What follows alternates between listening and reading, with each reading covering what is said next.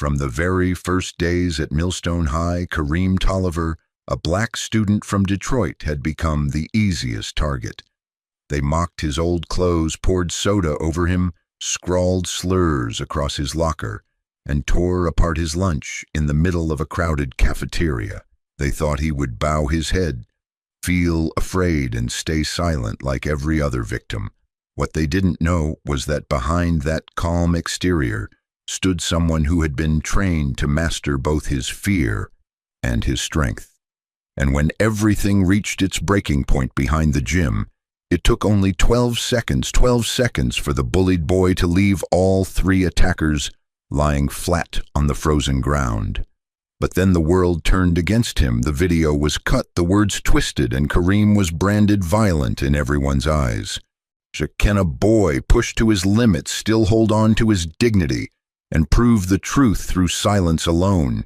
Will justice stand with him, or once again bow before prejudice, stay till the end to witness how Kareem turns pain into power and silence into a voice strong enough to change an entire school? Before we go any further, tell us where you're watching from. Don't forget to hit like to show your support. Share this story and subscribe to spread the message, because violence never creates justice. Only courage does. Monday morning in the town of Lansing was so cold that even breath turned to smoke. The old snow hadn't fully melted yet.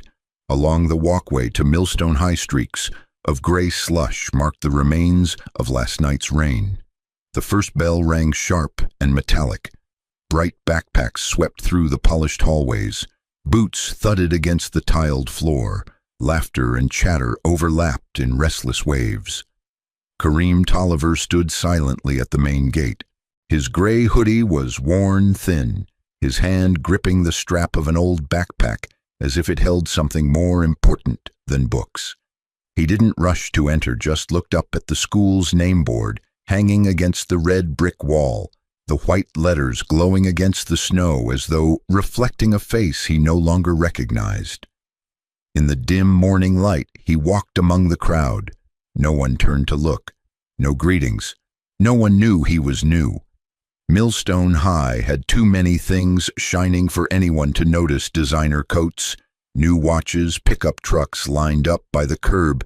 Kareem disappeared among those colors, quiet as a shadow beneath the fluorescent lights. Back in Detroit, where he grew up, silence was a luxury people learned to survive. He'd gotten used to reading the air in a room, to feeling an eye before it landed on him. When he moved here, his mother had said, "Just try to stay out of trouble, Kareem. Don't draw attention." And that's exactly what he did. Quiet, tidy, leaving no trace of gaze behind. The hallway stretched long, like a tunnel, lockers lining both sides. He found his new one, tapped it lightly to make sure it didn't jam. A few students passed by, perfume faint in the air, laughter echoing off the walls. He heard someone whisper behind him, "The new kid." "Yeah, probably transferred from somewhere else." Their voices faded when he turned, not threatening, just unreadable.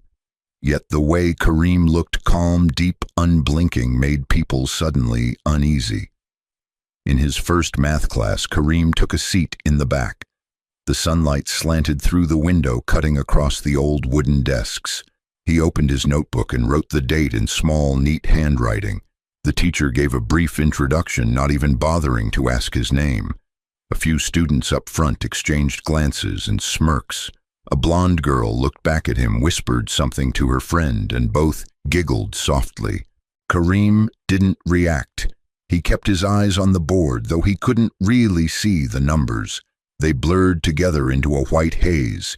Inside his head, only the sound of his own breathing remained. At lunch, he chose a table near the back of the cafeteria where the lights were dimmer and nobody wanted to sit. His tray was simple spaghetti, a banana, and chocolate milk.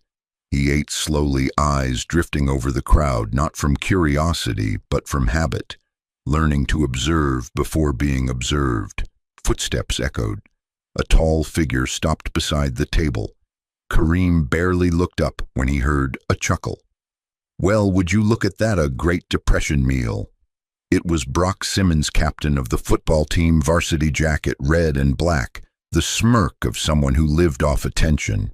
His two friends laughed along the sound, dull and cutting. Kareem said nothing. He lifted his milk, drank the last sip, and stood. "I'm done." His tone was plain, so steady that no one could guess what lay beneath it. He left the tray, walked past Brock's shoulder without even brushing against him. The laughter behind him died away. For a moment Brock's smirk faltered, not out of anger, but something else. That odd flicker of feeling challenged without knowing why. That afternoon, snow began to fall again. Kareem sat on bus 12, passing gray streets toward the city's edge. There, behind an old tire shop, stood Uncle Reggie's gym. The door creaked as he entered. The smell of sweat and leather filled the room. Kareem bowed slightly, saying nothing. Reggie glanced up, nodded once, and pointed toward the corner mat. "Get to it." The punching bag swung. Kareem changed shirts, tightened his gloves. Each strike landed with a dry thud that echoed through the cramped space. Outside, the wind howled through a cracked window. Inside, Kareem released the weight in his chest, with every hit not to hurt anyone but to keep himself intact. Reggie sat nearby, his voice slow and low. "Remember this, Kareem. Don't let anger drive your hands. Strength only matters when you know when to stop." Kareem didn't reply, but his eyes glimmered quietly beneath the flickering light. That night back home, he placed his backpack beside the bed. The room was dim, lit by a single bulb. Outside the window, snow drifted down thick and soft like memories that never touched the ground. Kareem sat at the edge of the bed, opened his notebook, and wrote in small letters in the corner of a page, "Silence isn't weakness. It's just not time to speak yet." He closed the notebook, lay back, and stared at the ceiling. The first day at Millstone High ended like that. No drama, no applause, only a boy who understood that sometimes silence is the beginning of the biggest storms. Tuesday morning, the snow had melted into a thin film of water along the sidewalk. Millstone High was once again buzzing as if no new student had ever arrived. But the name Kareem Tolliver had already begun to drift through the whispered currents of the hallways. No one remembered exactly where the rumor started. Some said it came from the gym, others from the lunchroom, but by third period it had already taken shape. He got expelled from his old school in Detroit. "Yeah, I heard he hit a teacher. Probably did time in juvie, just look at those eyes." Those murmurs slid through the air like cold wind. No one looked at him directly, yet every time Kareem passed, the space around him seemed to shrink. Kareem didn't react. In Detroit, rumors had destroyed more lives than knives ever could. He knew the more you tried to explain, the more people believed the opposite. So he stayed silent, walking on, trying to find a rhythm of normalcy in this unfamiliar world. At lunch, he went to the same cafeteria, the same table, the same tray. But this time, when he sat down, the looks from nearby tables had changed. No longer curiosity, now caution, as if people feared sitting near a live grenade waiting to go off. He stared at his spaghetti, cold, flavorless, with nothing left but the metallic taste of the spoon. Across the room, Brock and his crew were laughing again. But there was something deliberate in those smiles, the kind of laughter that comes from knowing you control the story. That afternoon in chemistry class, just as Kareem opened his notebook, something small slipped from the desk, a scrap of paper written in thick black marker. "Go back where you belong." The handwriting was messy, but the fresh ink smell told him it had been written recently. He crumpled the note and pocketed it. Not angry, not afraid, just colder than before. When the dismissal bell rang, Kareem bent to pick up his book. The hallways were nearly empty, now filled only with the clatter of locker doors. He reached his locker and froze. Across the metal door, written in white correction fluid, were two words, "charity case." Underneath, a crooked heart. Kareem ran his fingers over the letters but didn't rush to wipe them away. He looked at the words for a long moment as if studying a lesson written just for him. Then, pulling a tissue from his pocket, he began wiping slowly, stroke by stroke. When the surface was clean again, he exhaled softly, not in relief, but in surrender. Silence once more was the only weapon he had left. That night he rode the same bus 12 home. The yellow light through the window brushed across his dark cheekbones. A few boys in the back were talking loudly, but Kareem barely heard them. Inside his head, Uncle Reggie's voice from the previous evening echoed, "If you can't avoid the storm, at least learn how to stand through it." The gym behind the old tire shop was still lit. Kareem pushed open the door, the familiar smell of sweat and rubber wrapped around him. Reggie was taping another man's hands. He looked up, gave a small nod. "You good," Kareem answered simply. "Same as always." Reggie studied him for a moment, then pointed toward the corner mat. "Bags waiting." Kareem changed shirts, tightened his gloves, stepped up to the heavy bag. Each strike landed like a drumbeat, every punch a word he didn't have to speak. Sweat rolled down his temples, but his eyes stayed sharp, every movement precise, deliberate. Reggie came closer, placing a hand on Kareem's shoulder. "Don't let silence swallow you, Kareem. Silence at the right time is strength, but silence at the wrong time will eat you alive." Kareem stopped breathing hard.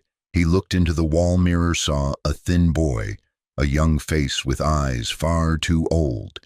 Back home, the small apartment was quiet, except for the TV murmuring in the living room. His mother was already asleep. Kareem unlocked his phone and scrolled through social media. A post appeared, "Watch out for the new Detroit kid." Below it, lines of laughing emojis and mock comments. No names, no proof, just another toxic breeze blowing through a small-town school. He put the phone down and stared at the ceiling. One thought drifted through his mind. Here, people don't need a reason to hate someone, just a story good enough to share.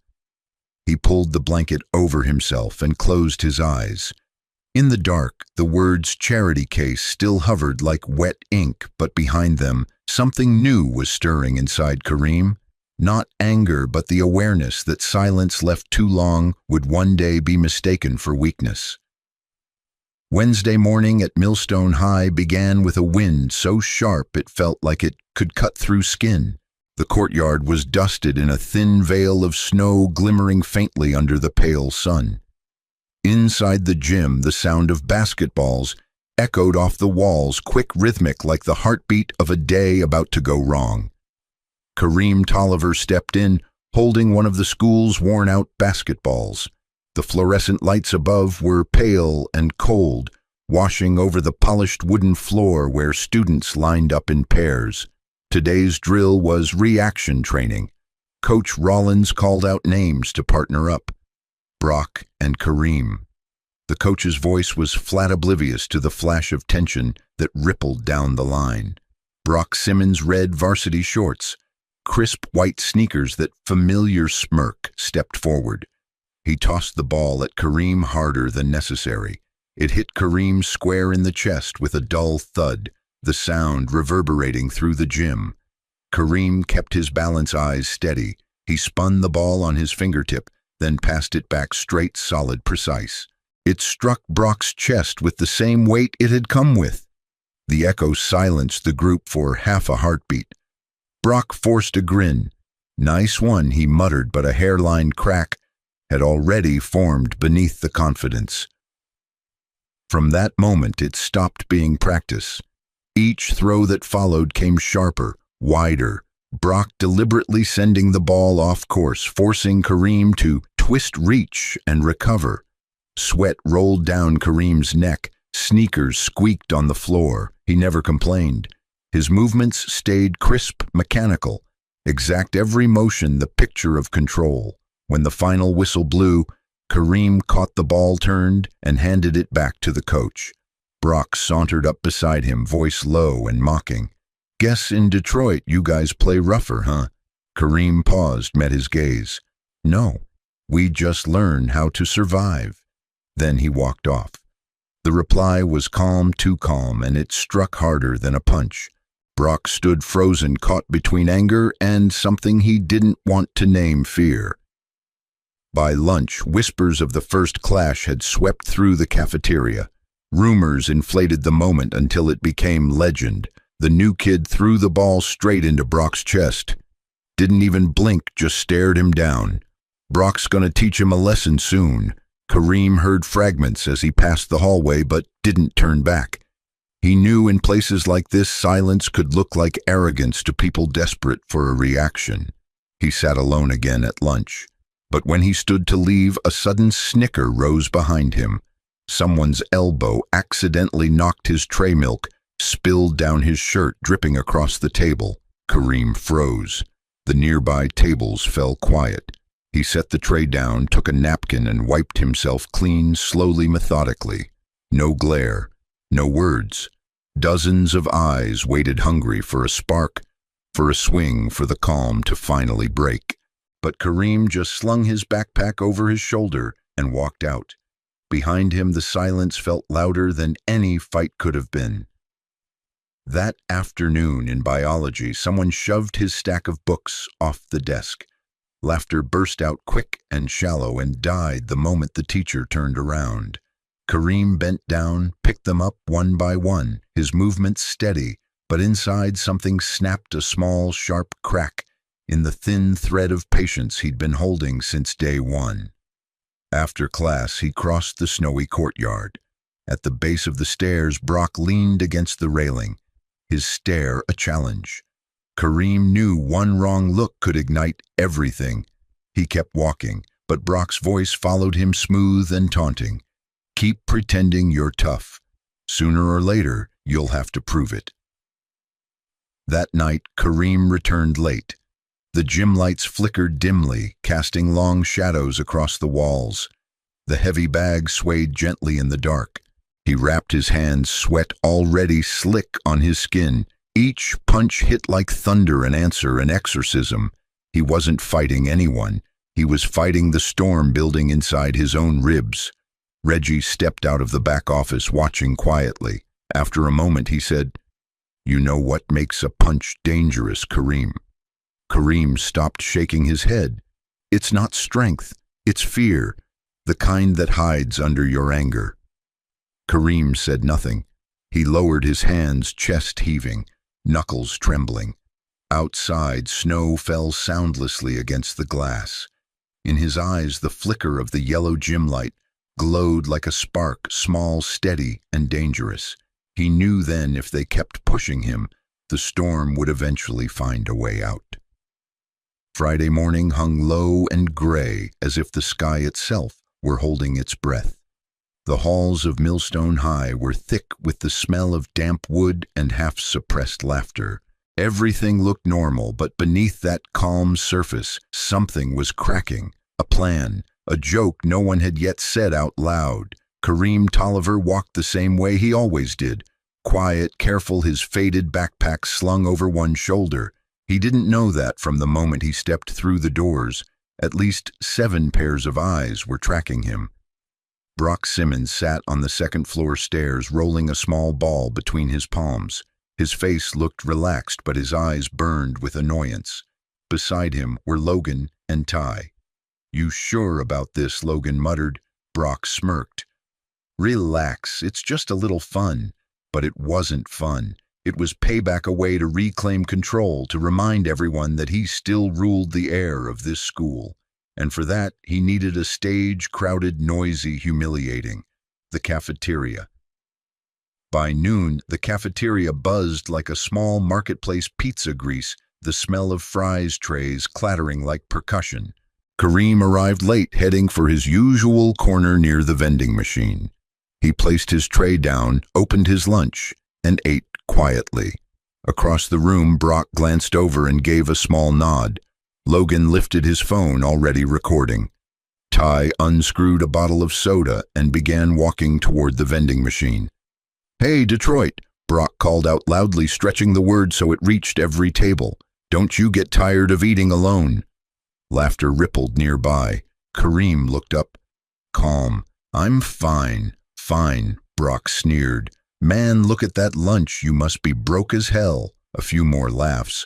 Some students exchanged uneasy glances but said nothing. Kareem put down his fork and stood. The cafeteria fell into a hush, like someone had turned the volume down on the world. He met Brock's eyes. His voice was low but steady. You done yet? Brock tilted his head, smiling. Not even close. In that split second, Ty passed behind Kareem and accidentally flung the open soda. It splashed across Kareem's shirt, his hair, his face. The sound of gasps and muffled laughter filled the air.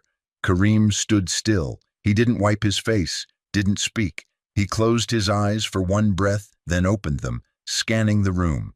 He saw the phone camera glinting, saw the people holding back grins. He lifted his backpack, slung it over his shoulder, and walked out. No argument, no retaliation, only silence heavy as stone. When Kareem left the cafeteria, Brock burst out laughing, slapping hands with his friends. See, that kid only knows how to bow his head. The video went online within an hour. Detroit kid gets schooled. In the clip, Brock was laughing. Kareem just stood there. No soda, no you done yet. Just a silent black kid walking away under a cloud of laughter. That afternoon, Kareem went home early. He didn't go to the gym. Not because he was scared, but because he knew that if he hit the punching bag now, his fists wouldn't be for training anymore. He hung his soaked hoodie on a chair and sat by the window. Outside, the snow had turned to rain, dripping steadily from the gutter. Silence. But inside him, that silence was no longer peace. It was pressure, a fire caged tight. Uncle Reggie knocked on the door and stepped in. Something happened at school again. Kareem nodded. Reggie looked at the wet hoodie, then at the stillness in Kareem's eyes. You remember what I told you about not letting anger control me? Reggie nodded.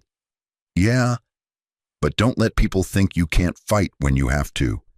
Kareem looked down at his hands, calloused, dark, steady. I'm scared if I fight back, they'll be right about me. Reggie gave a faint, sorrowful smile. Son, sometimes, even if you stand still, they'll label you anyway. The real question is, what reason do you want to give them to be right? That night, Kareem opened his phone and watched the video. Hundreds of comments. Serves him right. Another wannabe victim. Didn't even flinch, must have been terrified. His finger froze above the screen. He didn't want to hurt anyone, but that moment, Brock's stare, the laughter, the flashing lights had carved itself into his memory. He set the phone down and looked at the mirror across the room. In his reflection, the eyes staring back no longer carried only patience. They carried stillness, the kind that comes before a storm. Monday afternoon hung under a leaden sky. The snow had melted into puddles around the basketball court, reflecting the pale light like shattered glass. Wind whistled through the gym's cracked windows, carrying a low, eerie sound that felt like a warning. Millstone High had just let out. Students poured into the halls, laughter boots and backpacks echoing against the walls. But Kareem Tolliver didn't rush out. He stayed behind to help Mr. Patel clean up the equipment room. No one asked him to, he just preferred quiet places where breathing felt easier. Mr. Patel, a soft-spoken Indian teacher, gave a grateful smile. You don't have to do this every day, Kareem. Kareem shrugged gently. It's fine, sir. I'm used to it. Outside, the last few students drifted off toward the parking lot. The air was colder now, the wind sharper. Kareem put the broom away, brushed his hands, and swung his backpack onto one shoulder. Behind the gym was nearly empty, only a few cars left and a row of metal trash bins glistening with frost. 3 figures were waiting there. Brock Simmons, Logan Ferris, Ty Miller. They'd been there nearly 10 minutes, leaning against the wall, saying little. Every few seconds, Brock's eyes flicked toward the corner of the building. He rolled a small ball between his palms, jaw tight. "He's coming," he muttered. His voice was rough, heavy with tension. The usual swagger was gone, replaced by something hungrier, darker. He wasn't here to joke.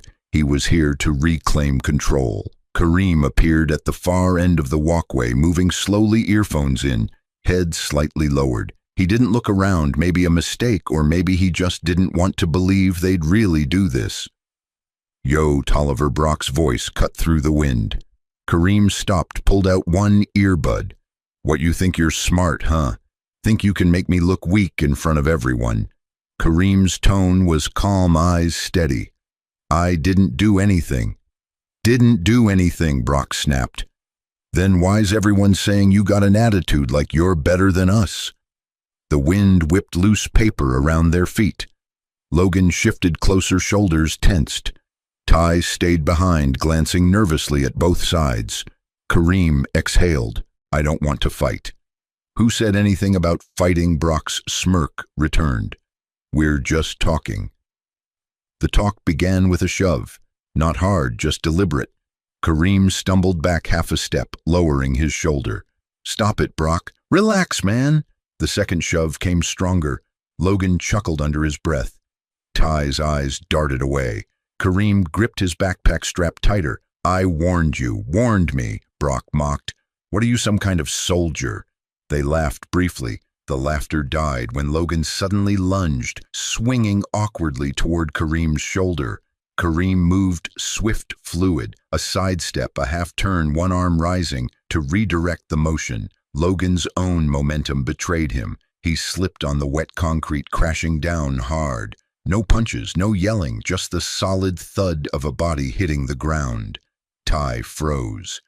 Brock blinked, stunned. Kareem stepped back, his voice. "Quiet, don't push me." Brock roared. "You hit him."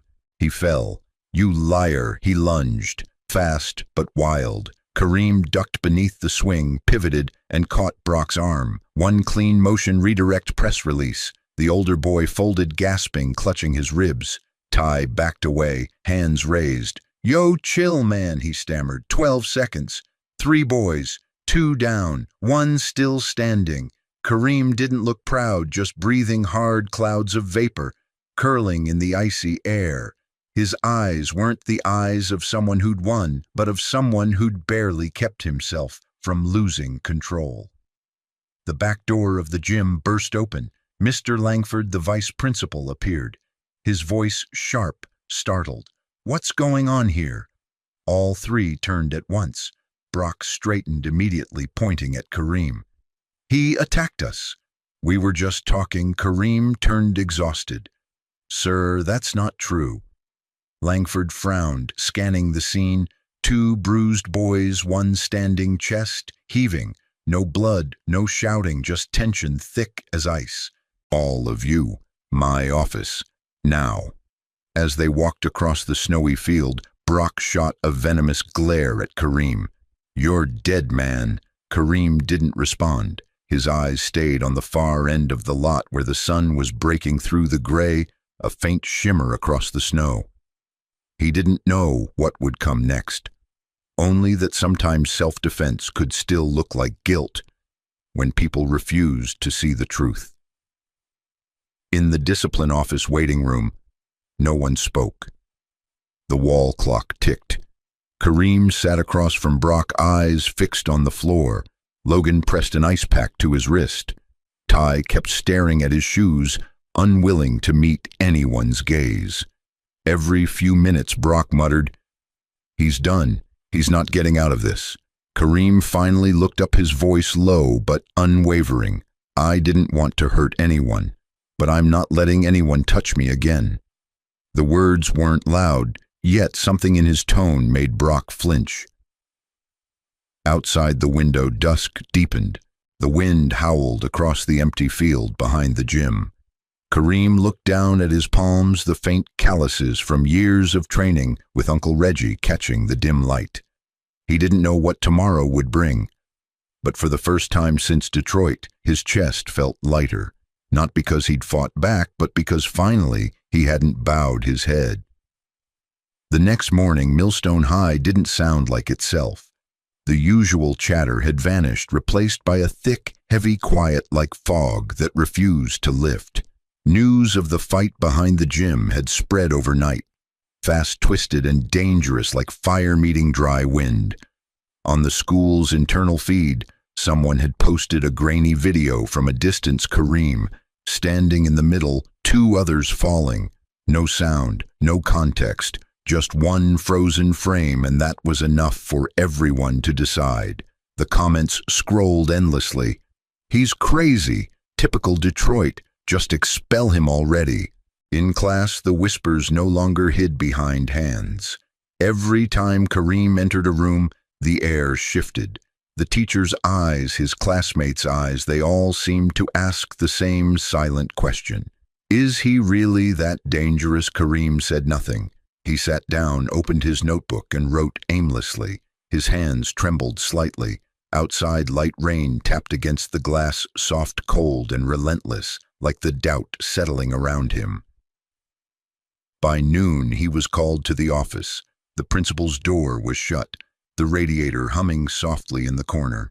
Inside sat Mr. Langford, stern but uneasy, alongside two others, a gray-haired woman from the disciplinary board and Mr. Sanders, the district's student conduct officer. Kareem sat across from them, spine straight. Langford began slowly, "Kareem Tolliver, we need to hear your account of what happened yesterday." He told them every detail, no embellishment, being called over, being shoved, and reacting only to defend himself.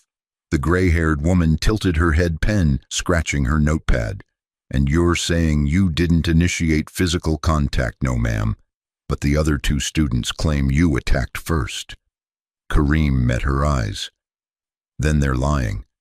Langford sighed softly. Mr. Sanders leaned forward. "You've had martial arts training, haven't you? Where did you learn it from?" "My uncle. He's a veteran." "So you have combat skills.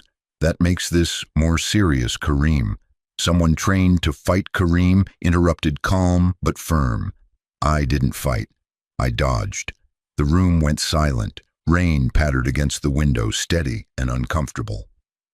After the meeting, Kareem was informed he would need to attend an official disciplinary hearing before the school board. Date Thursday morning. Guardian required, Uncle Reggie. When Kareem stepped back into the hallway, it was empty. The fluorescent lights reflected off the white floor, washing his face in pale color. A few students lingered at the far end, whispering and pointing, but none met his eyes. No one asked what really happened. No one wanted to. That evening, Kareem returned to the gym. The moment the door creaked open, Reggie was already there, arms crossed. "They called me." Kareem didn't answer. "Tell me what happened." He did every second of it, plain and uncolored. Reggie listened without interrupting. When Kareem finished, the older man sat down heavily on the bench, eyes lowered. "I taught you restraint, but not how to live with endless restraint. You did right, even if they can't see it." Kareem looked at his uncle's rough, calloused hands, the same hands that had taught him how to pivot, how to block, how to breathe through fear. Quietly, he asked, "What if they expel me?" Reggie replied, voice steady, "Then we start over, but you won't bow your head." That night, Kareem lay awake, the hum of passing cars faint beyond the window. He thought about Brock, about Logan, about the way their faces had twisted when Mr. Langford appeared, startled first, then quickly rehearsed with fear. They'd won the moment they spoke first. He reached for his phone. The screen lit up with a new message. Hearing scheduled, 9:00 a.m. Thursday. Beneath it, a single line read, "To determine if Kareem Tolliver poses a threat to student safety." Threat to safety. The phrase echoed in his mind, not about what he'd done, but about who he was. Outside, the rain had stopped. Kareem turned on his desk lamp, pulled out his notebook, and opened to the first page. The same one he'd written on his first day at Millstone High. "Silence isn't weakness." He picked up his pen and added beneath it, "But sometimes silence makes people stop hearing the truth." The lamplight glowed against his face, calm, weary, but unbroken.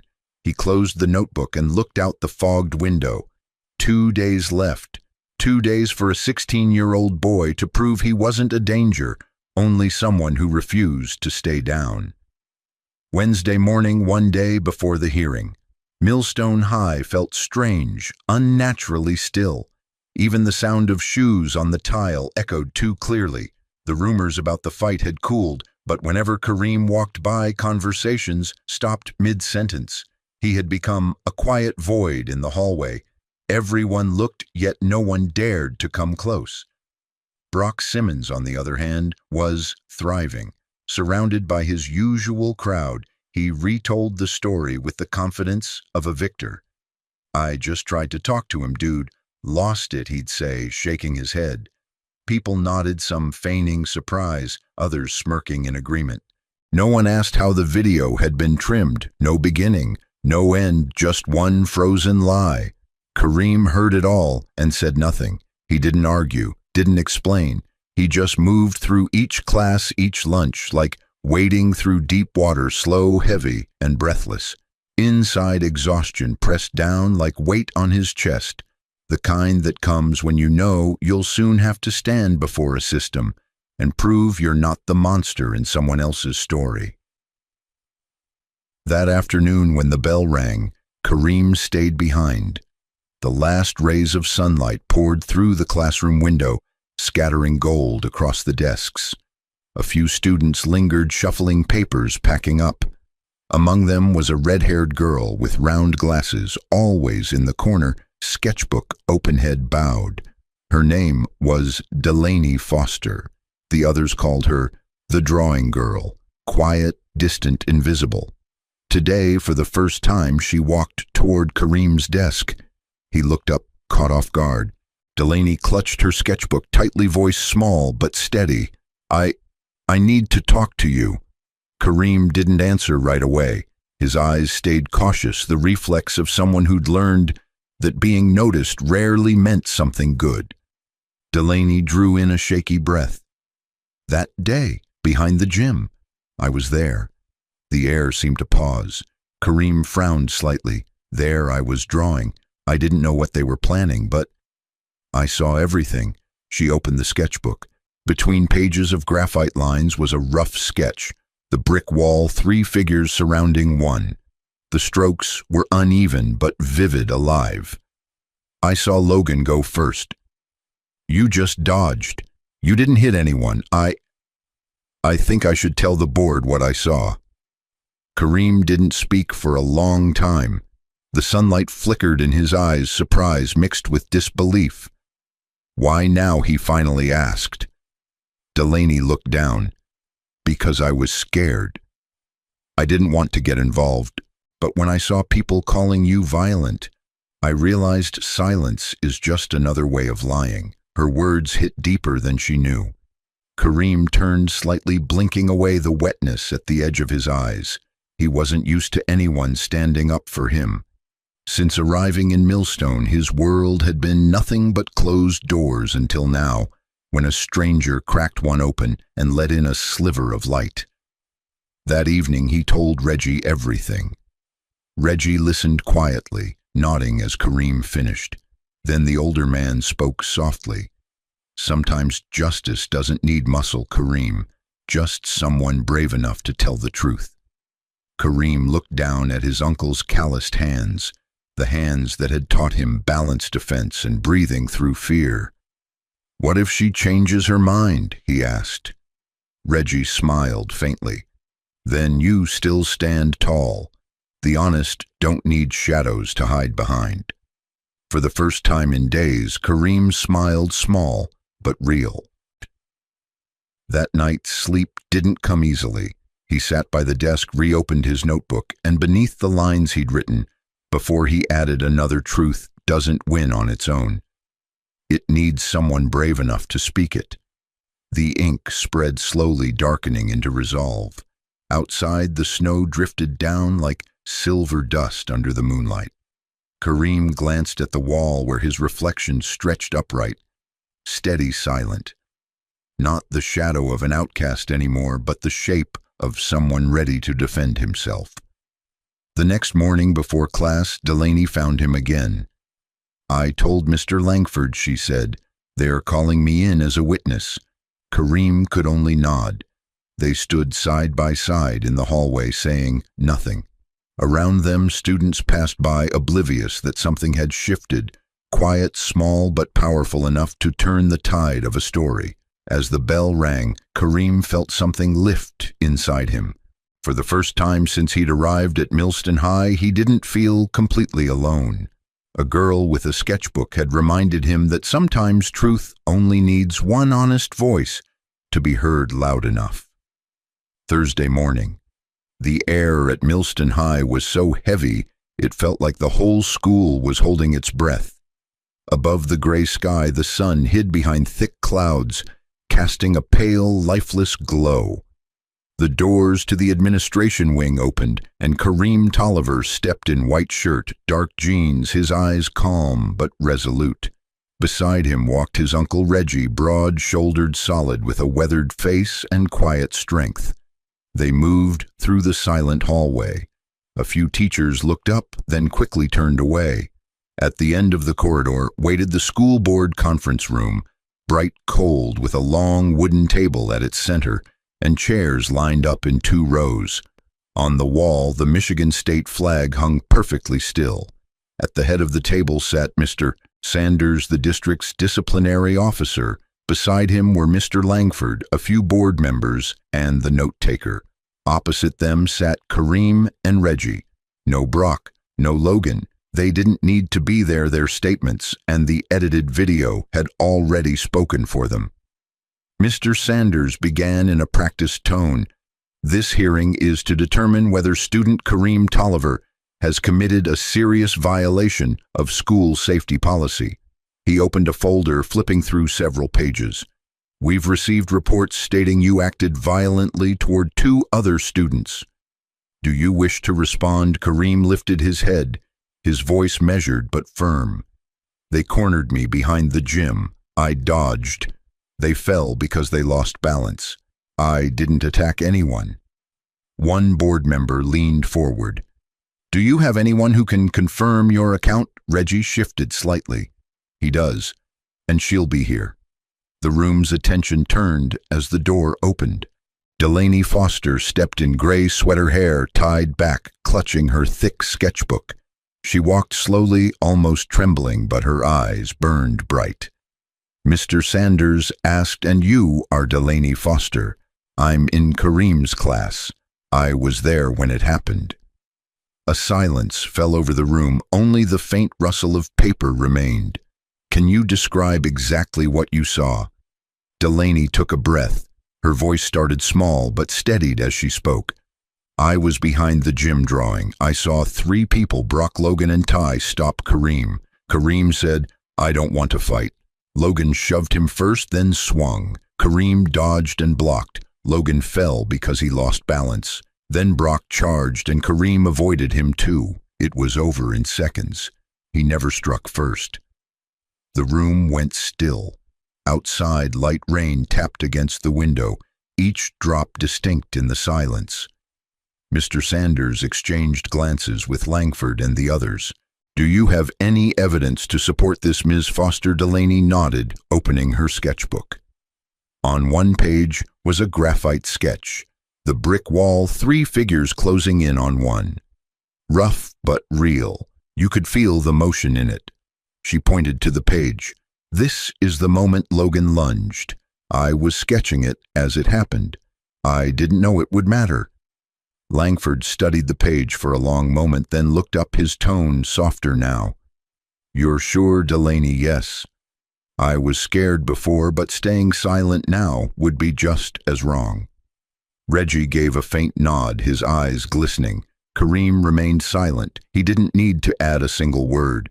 Delaney's voice had done what his fists never could. It told the truth. The meeting continued for 10 more minutes. A few procedural questions, pens scratching across paper. Then Mr. Sanders closed the folder. "Thank you, Miss Foster. Thank you, Kareem and Mr. Reggie." We'll review this and issue a decision within 24 hours. Kareem stood.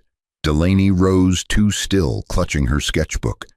As they stepped into the hallway, Reggie rested a hand on her shoulder. You just did the bravest thing in that room. Delaney blushed, murmuring, I just did what was right. Outside, snow began to fall again, thin and white. Kareem lifted his head toward the sky. The cold wind brushed his face, but for once he didn't bow to it. Delaney walked beside him in silence.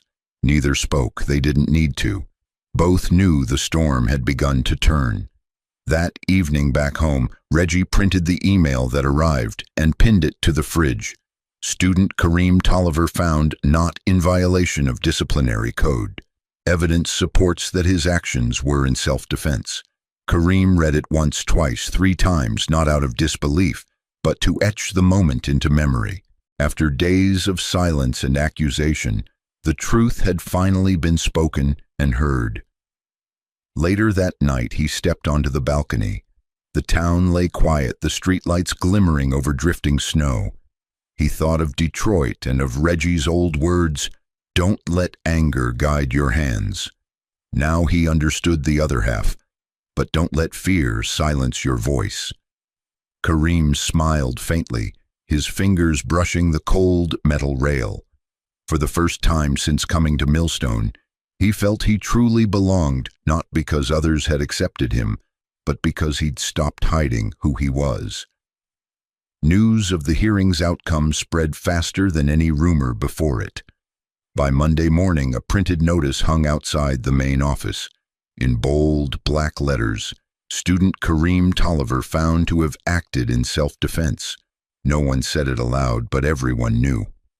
In the cafeteria, in the hallways, in the gym, the name Kareem Tolliver was no longer whispered with fear or mockery. Now it carried a strange mix of respect and unease, the new kid who stood his ground and won.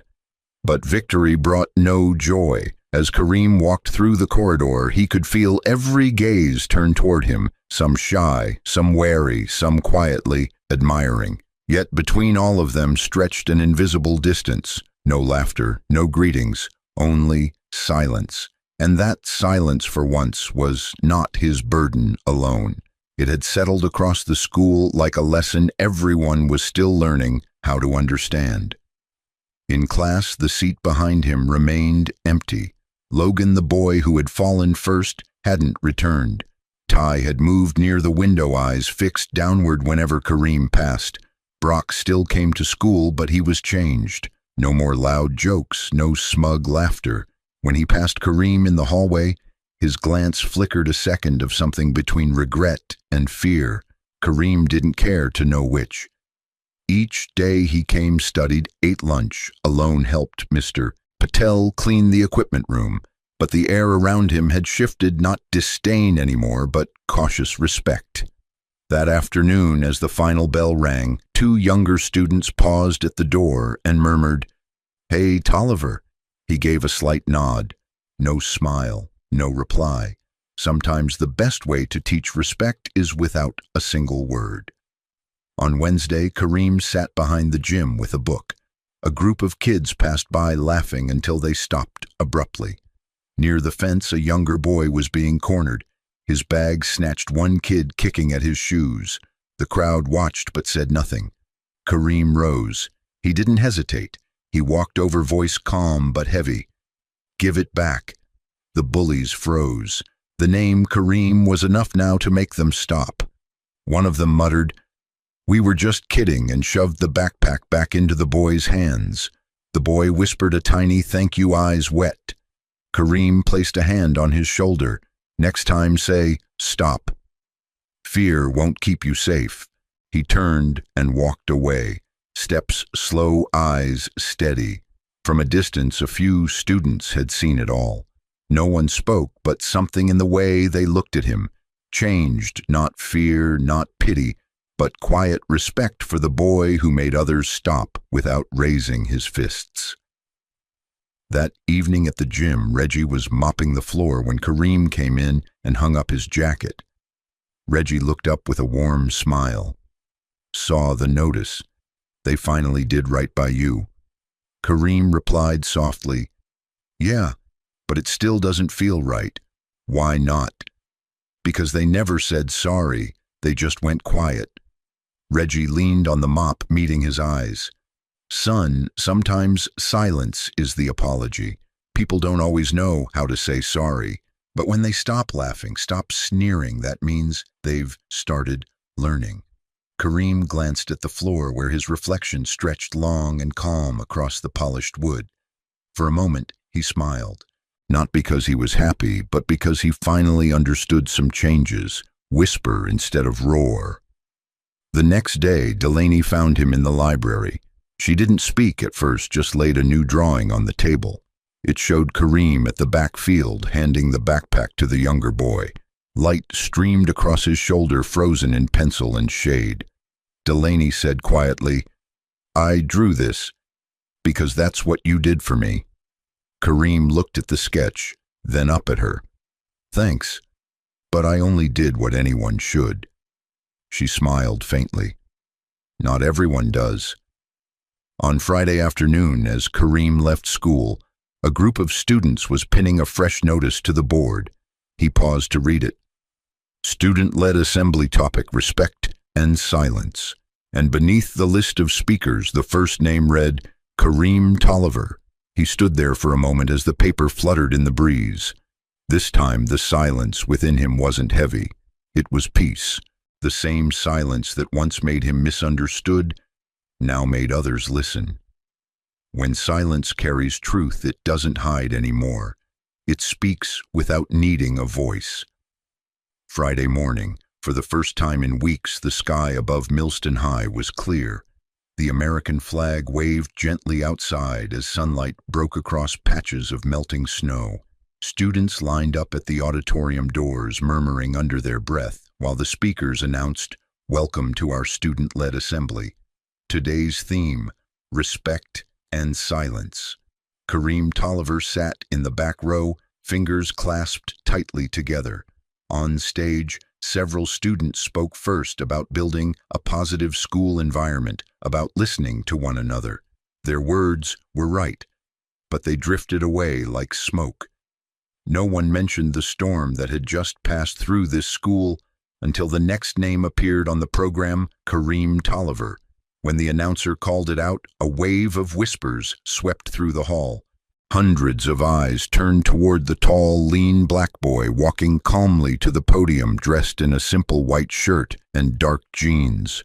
He stood beneath the pale stage light, gripping the microphone.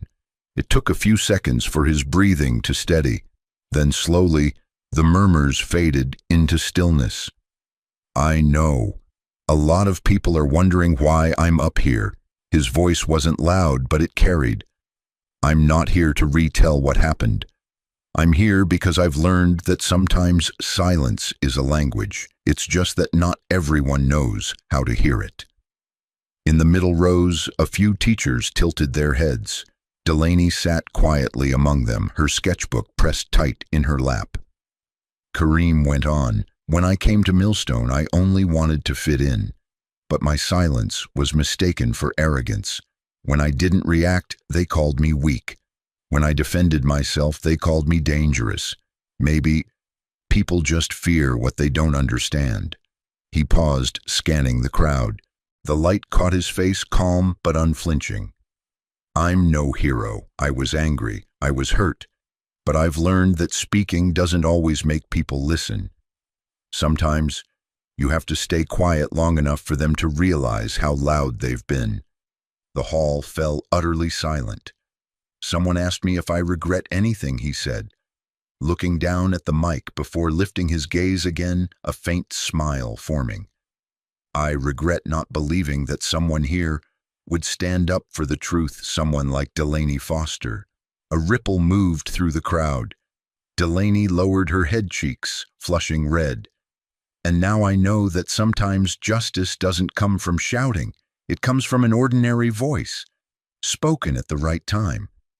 Kareem took a deep breath and stepped closer to the edge of the stage. The spotlight caught in his eyes, steady bright. "I want to say this to anyone who's ever been bullied.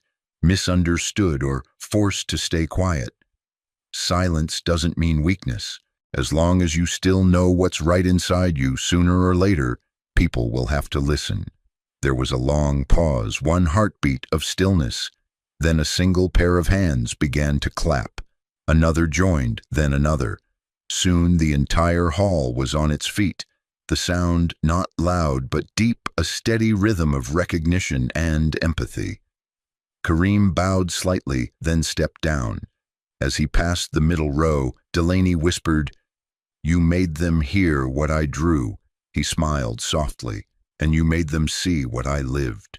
At the back of the auditorium, Reggie stood with pride in his eyes, his rough palms clapping slowly, deliberately. That afternoon, after the crowd had dispersed, Kareem walked out to the backfield. The late sun glimmered across the uneven snow, scattering gold. He stood still, drawing in the cold air. No laughter, no whispers, no fear, just the wind and peace. In his mind, Reggie's voice echoed, "Real strength isn't in the punch. It's in knowing when to let go." Kareem smiled faintly as the sky turned pale orange. He walked forward into the warm edge of the sunset, no longer the misunderstood boy, but someone who had learned to make silence speak louder than any shout. And so the journey of Kareem Tolliver comes to an end, a student once bullied, misunderstood, and isolated, yet who chose to rise not through his fists, but through courage and integrity. Kareem didn't seek revenge. He simply proved that silence is not weakness, and that self-respect is the true strength that helps a person overcome injustice. If this story touched your heart, hit like to help spread the message against school bullying. Share it with someone who might need a reminder about courage, and subscribe to see the next stories where ordinary people can still become heroes in their own way. Leave a comment and tell us where you're watching from and what moment moved you the most in Kareem's journey. While you wait for the next episode, we've already prepared a few more videos right beside this one. Trust me, you won't want to miss them. Thank you for watching till the end. See you in the next video where justice, kindness, and truth always find their voice.